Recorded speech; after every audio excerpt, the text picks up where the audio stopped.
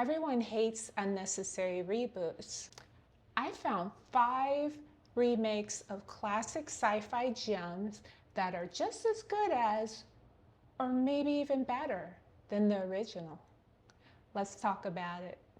The first movie is The Invisible Man. We're going to compare the 1933 classic to the 2020 remake. The 1933 classic starred Claude Rains. This movie is about a scientist who, after accidentally becoming invisible, starts spiraling into madness. He starts having these grand ideas and motivations, and they end up in tragedy. This movie was loosely based on the book of the same name by H.G. Wells, and the reason why you would want to watch this movie is because it has a lot of dark humor. It is fun to watch. Claude Rains has an amazing performance in this movie, and if you look at the special effects, especially considering this was from 1933, which is almost 100 years ago, oh my gosh, yeah. The special effects are very impressive. In 2020, there was a remake by the same name, and the plot was changed significantly. There's still a scientist who invents a form of invisibility.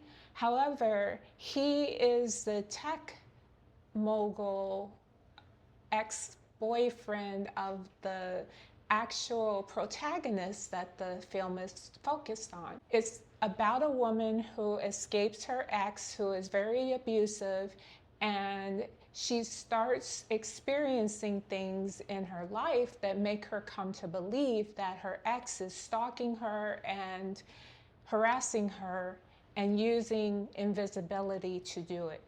Why to watch? The story has a totally different focus. It has been very well acclaimed by critics. What's different? The protagonist in both films, the shift and the point of view of the films is different.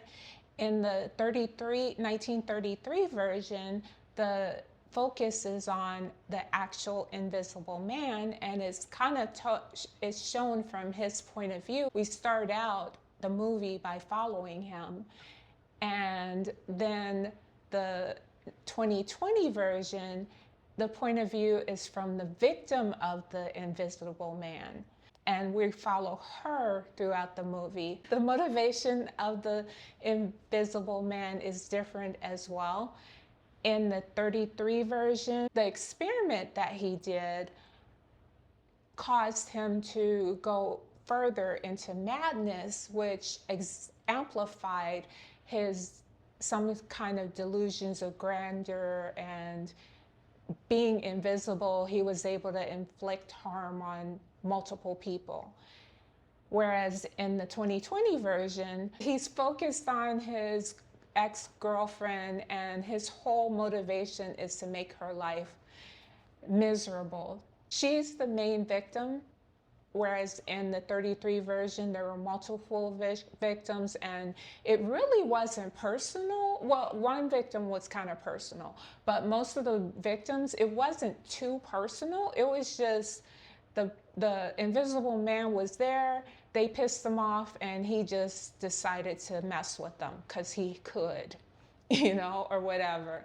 And in the 2020 version, every victim that occurred in the movie was a result of him trying to inflict pain on his ex-girlfriend. Another difference in the movies is the science of the invisibility. In the 1933 version, the invisibility comes from a flower, a very rare flower that can, when ingested by dogs, turn them albino white and cause them to go a little mad. Whereas in the 2020 version, the invisibility is caused by a suit that has multiple cameras on it and is able to reflect in some sort of way to make the user, the person wearing the suit, blend in with the background. But the thing that was cool in the 1933 version that I never really explored in my mind as much before. When you're invisible, every little thing makes a difference. Like he was saying that he has to even worry about getting dirt under his fingernails because that would show up. If he eats, he can't he's not invisible because people can see the food being digested in his body for a while. And if it's raining or foggy or anything like that, then he loses his invisibility in that respect as well. With the suit, they did show ways that he was made visible through things like fog or paint or something like that. And also the tone of these movies was vastly different. I had so much fun with the 1933 version. I did not expect that. I've never seen this before, and I just expected it to be super dramatic and like the actors just, oh. It was dramatic too, but it was also fun. It was funny. And Claude Rains, his performance was very iconic. The next movie is The Blob, and we're going to compare the 1958 classic with the 1988 version. The classic 1958 version was about a group of teens who encounter a dangerous creature that is consuming people, and it's shaped like a blob. They're trying to make the adults believe them. The adults won't believe them. And meanwhile, people are disappearing all over town.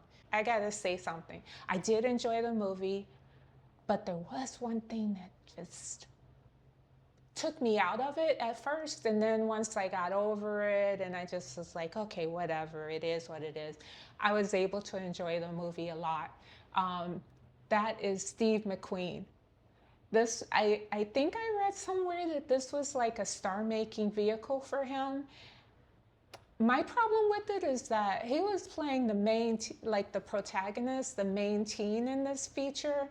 He was at least in his late 20s. Like he could have had a teen of his own at home somewhere, but it kind of was off-putting for me because he was acting like a teen and kind of doing the mannerisms of like, yes, sir, I'm sorry, sir, that kind of thing. And it was just like, I'm not believing you as a teenager. You just look like a grown old man.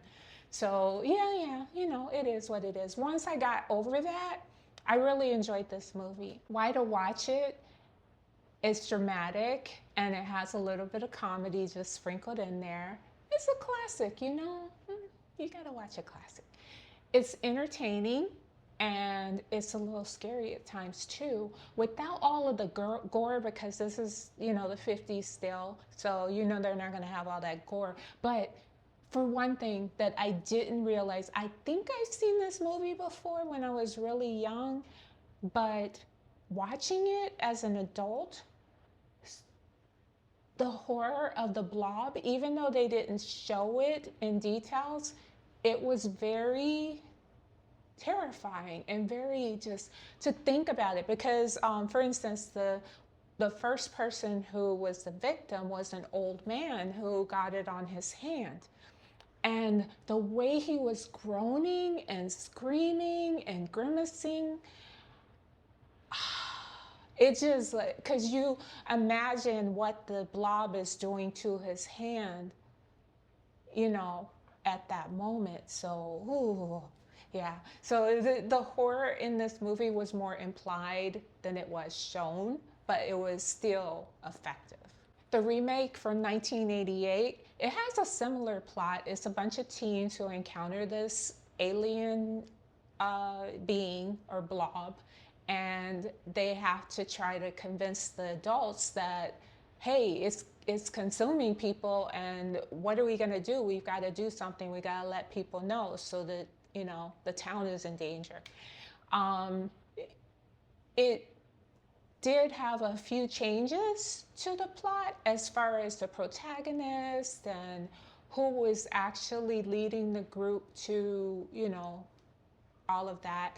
The 1958 version had this love story too, kind of shoehorned in there. It wasn't awful. I didn't hate it because, they were cute together, but I thought it was unnecessary, but I understand that a lot of movies of that time had to have like the little love story subplot, so whatever.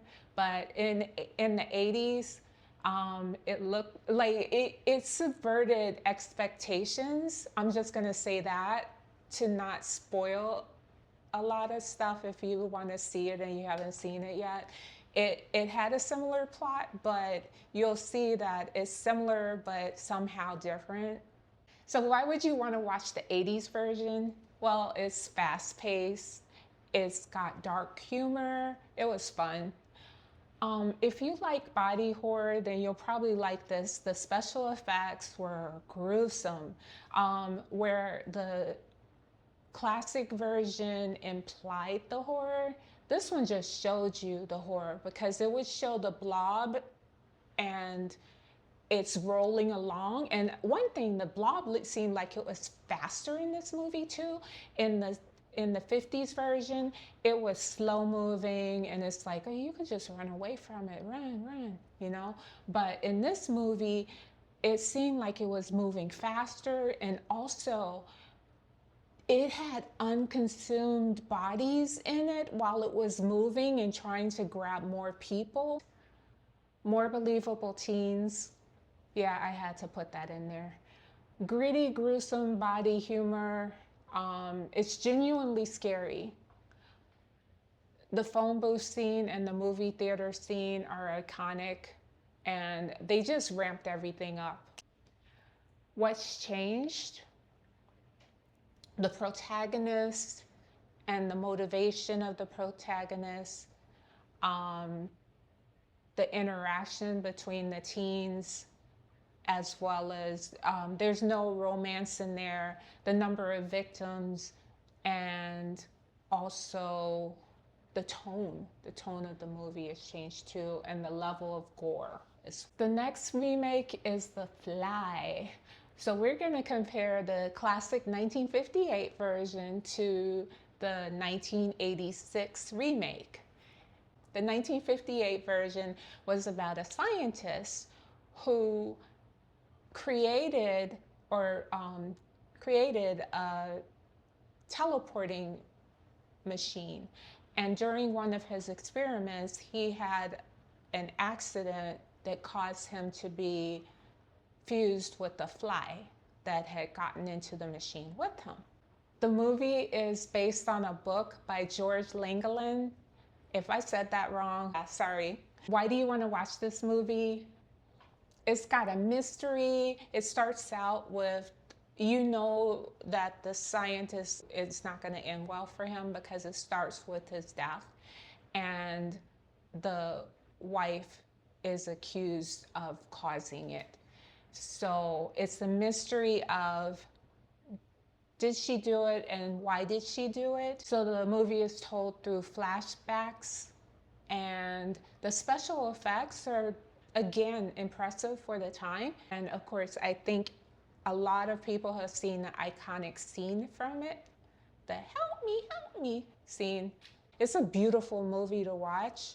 And it's kind of campy, but it's still, I don't know, it's horrific because that poor wife and even the child, they're gonna be scarred for life. The remake in 1986, it has a similar plot, but there are some slight changes to it. The scientist is not married, he doesn't have a son, he's a single guy, and he meets a journalist. He is showing off and he shows her his new invention of the teleportation machine. And during a subsequent experiment, he goes into the machine with the housefly at the same time, and they get fused together. why to watch this movie. This movie is actually considered a classic now. It's very highly regarded. There is a lot of body horror in it, but it also has a very human side to it. Whereas the classic movie focused, it was told from the point of view of the wife. This movie is told from the point of view of the scientist, and it also revolves around his relationship with the journalist and the heartbreak of what happens as he starts transforming. Because in this movie, it focuses on the transformation into the fly. What is different in the remake of The Fly versus the classic version? Well, it's grittier, it's darker, the special effects are a lot more gruesome, and there's a lot of body horror in there as well. The focus of the relationships is different as well. In the 1958 version of The Fly, the scientist was married and he had a son, a young son. In the 1986 version, the scientist was single and he started a relationship with the journalist. There is an implication also that he was using the teleportation machine to pick up chicks, because he picked her up at a science type of convention or something, and he brought her back to show off his machine. And then when he found out she was a journalist, he was like, "Oh, you can't write about this." Another thing that's different is that it focuses on the horror of the transformation. In the 50s version, The Fly, it just automatically transformed. He had the head of a fly and the arm of a fly. In the 86 version, the transformation was gradual. He automatically had more strength and agility. He felt like a superhuman, but his body slowly started breaking down. He started growing these weird hairs in weird places. Body parts started falling off. Oh, and lastly, the last difference is the personality and the motivation of the scientists changed a lot. So in the 1950s version of this movie, the scientist, he wanted to make the teleportation machine so that he could improve the quality of life for the world. Whereas this scientist in the 80s version, he just wanted to do it. He didn't really have any big plan. He wanted to do it because he had motion sickness, basically, and he wanted to find a way to get from one place to the other without getting sick, I guess. Another thing is the level of their participation in creating the machine. In the 50s version, it was implied that he was kind of like a mad scientist who was so intelligent, like a genius version, that went down into the basement lab and just created this machine by himself. Whereas in the 80s version, the scientist pretty much admitted that he didn't really understand how all of the workings of the machine, that he had other brilliant people on his team that helped him build the actual pods that were doing the work. But he was gonna take credit for everything, you know, like he was showing off to these women and like, oh, look what I did. So that was one big change, is the ego and the level of genius as well. I mean, I'm not saying that the scientist in the 86 version wasn't a genius, because he probably well was, because he figured out how to transport humans in the thing. It's just that he wasn't as involved in all of the details as the one in the 50s. Oh, another thing was about their personality was the way they treated other people and their relationships with people they loved. The scientist in the 50s, when he first transformed, he hid himself in the basement and he wouldn't come out because he didn't want his loved ones to see what was going on. And he even wore a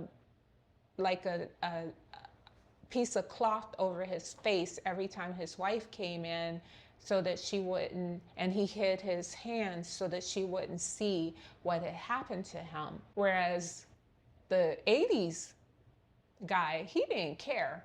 He didn't seem to have that kind of empathy for the way his girlfriend was, what his girlfriend was going through, the way that the 1950s version of the scientist did. So that was one big thing as well. The next remake is The Thing from Outer Space from 1951 versus The Thing from 1982. The Thing from Outer Space is about scientists at an Arctic station notices that some kind of flying aircraft has crashed near their station. They find a spaceship and they try to get it out of the ice. When they blow it up, they blow it up. And in the process, though, they do find that there was some kind of being that had been frozen in the ice. So they chipped it out and brought it back to the station.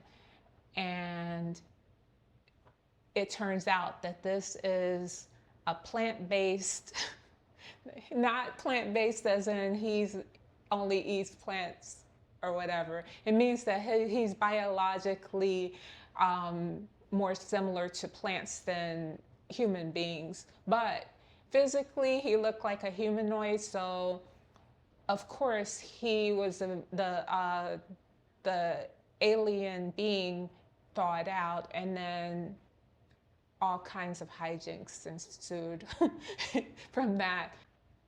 Why do you want to watch this? Well, it's fast-paced, and I got involved. It was pretty good. I love the camaraderie between the different men on the station, and also there was a little comedic relief as well, like the banter back and forth and all that. I will admit there was a subplot that was a romance. Again, with these 50s movies, another romance in the subplot that was kind of, I thought it was unnecessary. It seemed a little forced to me, but the chemistry between the two characters was cool, so I was fine with it. I didn't mind. Like, I like to see their banter back and forth anyway, so it was fine. The remake was in 1982, and it was a John Carpenter film, so you know already. It's about a research team in Antarctica that encounters a shape-shifting being. It can perfectly mimic the victims that it consumes. Why to watch it? Well, it's darker, it's scarier, it's a little paranoid. Well, no, not a little, it's a lot paranoid. The special effects were groundbreaking at the time, and they're still impressive to this day. They're like still very highly regarded. And a lot of the fans of this movie love to discuss it and try to figure out who got turned when and figure out the ending as well. What is different? The 1982 version was way more paranoid. The movies are based on a novella by John W. Campbell, and it's called Who Goes There? And the novella is about a shape-shifting alien on an Arctic station. So the 1982 version is a lot closer to the book version of the tale. So in the 50s version, it was just a big old giant humanoid alien that drained people of blood and had seeds that could possibly turn into more monsters. And they pretty much compared it to a carrot, but a scary carrot. It's just okay. Whereas in the 80s version, the monster was shapeshifter who could mimic its victims. And the paranoia came from not knowing if your neighbor or your best friend was really an alien now. Last but not least is the invasion of the body snatchers.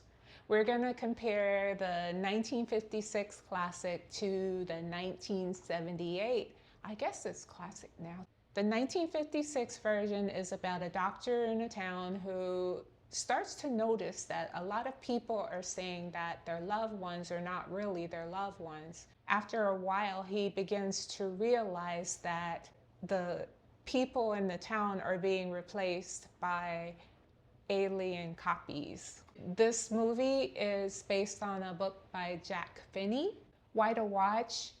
It's fast-paced, it's dramatic, and it's scary without gore.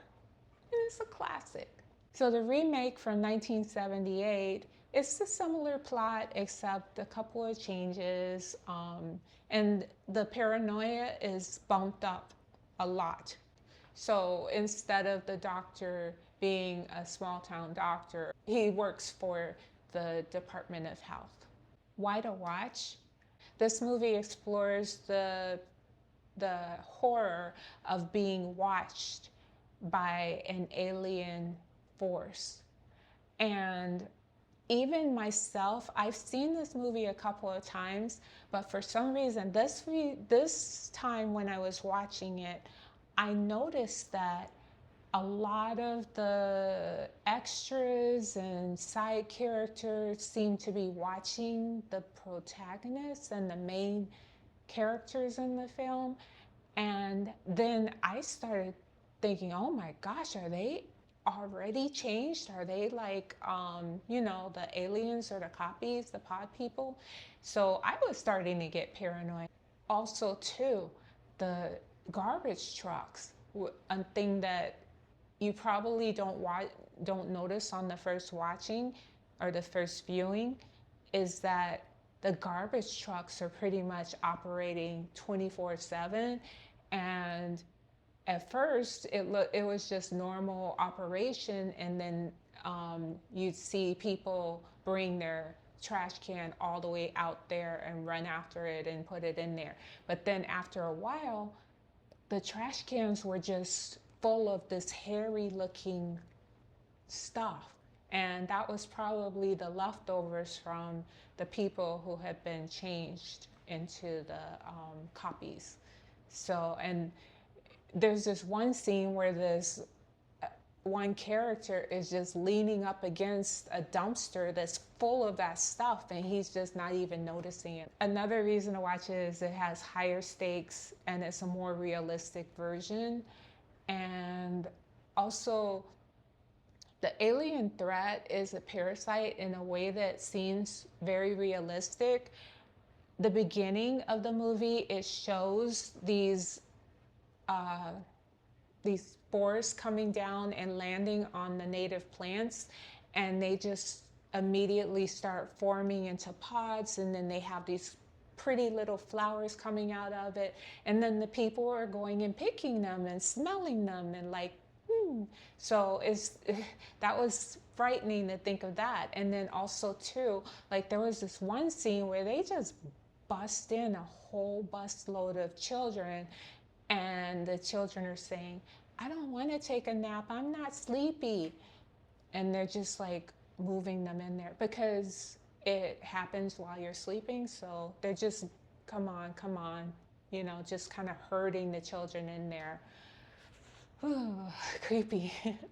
What is different? The protagonist changed. Instead of being a doctor, he is the health inspector.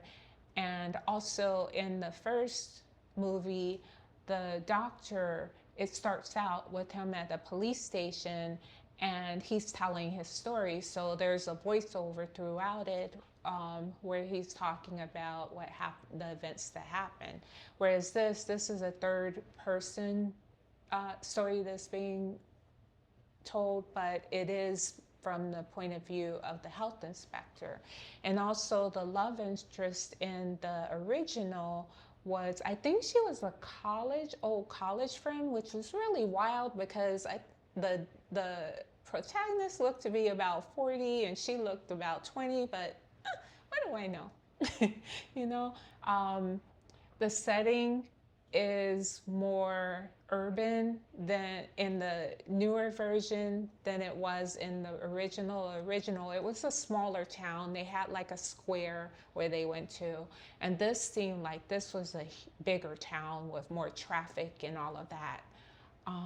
The paranoia, I've mentioned this already. There was paranoia in the 50s version because there was one scene where they were trying to make a phone call and the operator got on and she knew their names already, so they were like, yeah. The paranoia in the 78 version is amped up to like 100. The 50s version just showed these cute little pods and then it would show the bodies, and the bodies were not too nasty looking. But in the 70s version, there was just, they showed what happened to the original when the pod grew big enough to take over and wake up. And yeah. There are people who live by, oh, you can't remake a movie, but is the original always going to be better? Of course not. But these movies are proof that sometimes Hollywood gets it right. What do you think? Let's talk about it in the comments. And if you like this, come on back.